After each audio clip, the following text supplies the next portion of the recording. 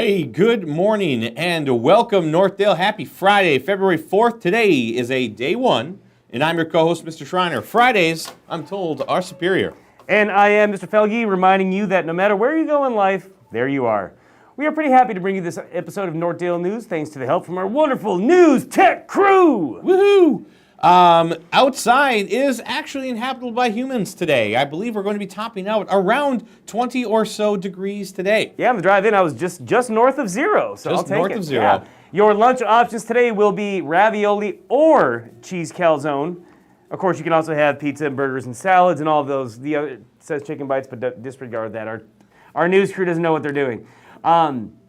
If none of those other choices float your boat, you can always have the authentic PB&J. But speaking of lunch, all students, listen up. That means you. If you are a student at Northdale Middle School, zip it and listen. Please, please, please have your phone or your ID ready before you get to the register at lunch and at breakfast. We're having significant backups. If you have it ready, we get rid of significant backups and you get to sit down significantly faster. So have them ready before you get to the register. We are here to bring you the information you need each and every morning, as well as some information that you absolutely don't need. I don't even know what this means, but for example, it's a little known fact that in 1963, Harvey Ball, an American commercial artist, was employed by State Mutual Life Assurance Company of Worcester, Massachusetts.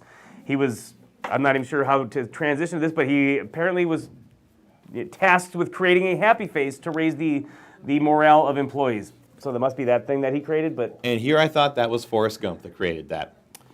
February 4th is National Homemade Soup Day. Heat up with National Homemade Soup Day on this cold, cold day. In every cuisine, soup provides a rich basis of flavor and history. But as we all know, soup does not count as a meal.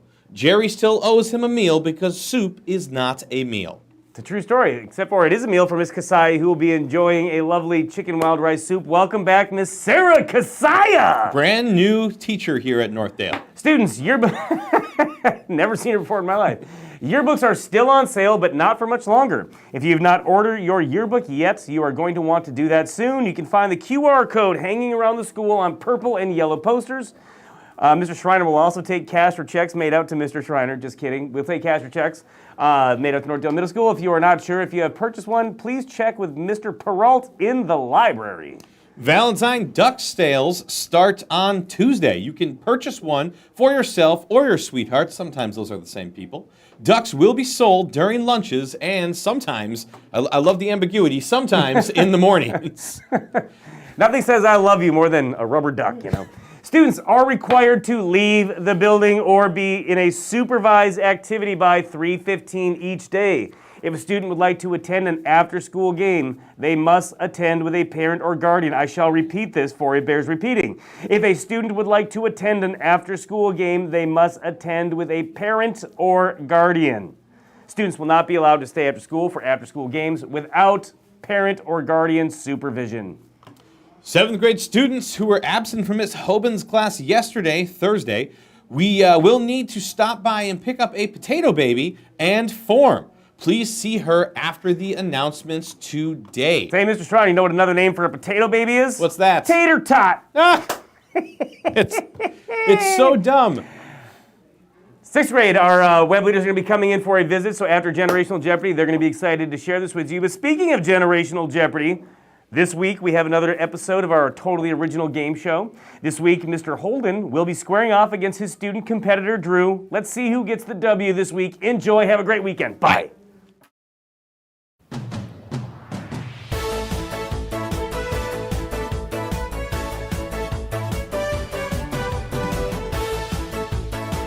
Hello and welcome everyone to Generational Jeopardy, our game show that is in no way, shape, or form ripped off from a major market radio station here in the Metro. This week's edition, we have Mr. Holden facing off against his hand-picked student competitor, Drew. Are we all ready for the game today? Yeah.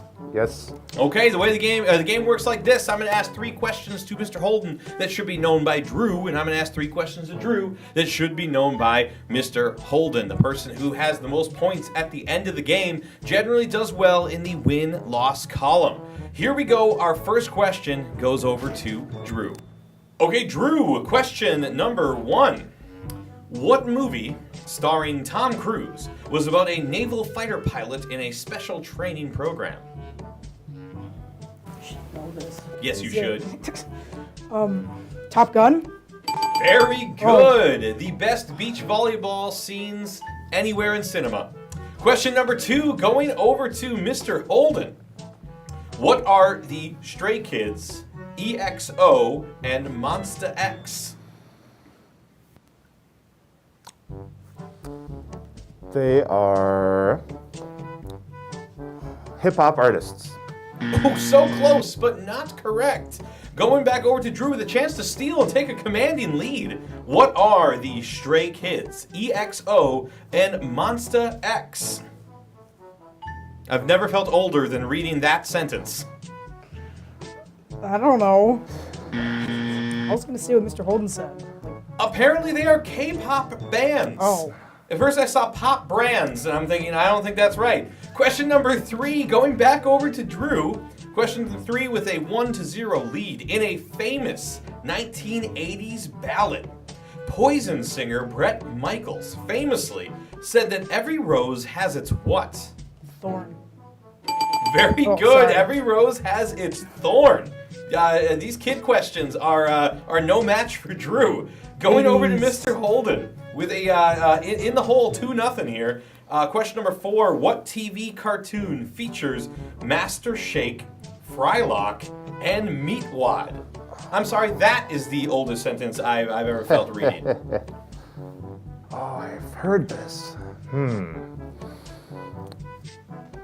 Is the show called Adventure Time? Incorrect. Going over to Drew with a chance to nearly lock up the game, I believe.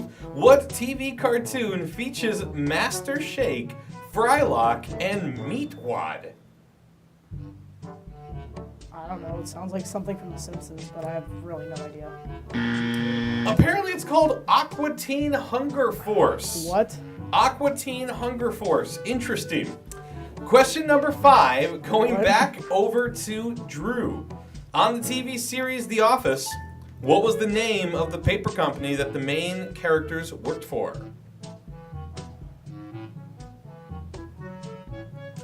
I can't remember. That would be helpful in this game. Yes, it would. I can't remember. Incorrect. Mr. Holden with a chance to claw your way back into the game. On the TV series The Office, what was the name of the paper company that the main characters worked for? That name would be Dunder Mifflin. The Dunder Mifflin Paper Company, with a chance to tie up the game here on the last question. Mr. Holden, question 6. What is Brandy Melville? What is Brandy Melville? That is the form of the question. What is Brandy Melville? Pass. Ooh, and there goes the game.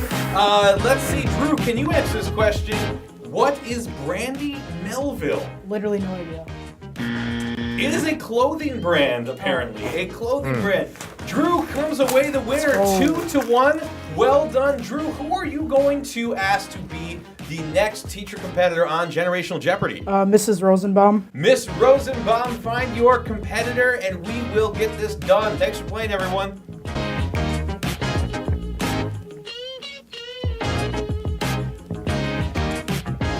Give me a V.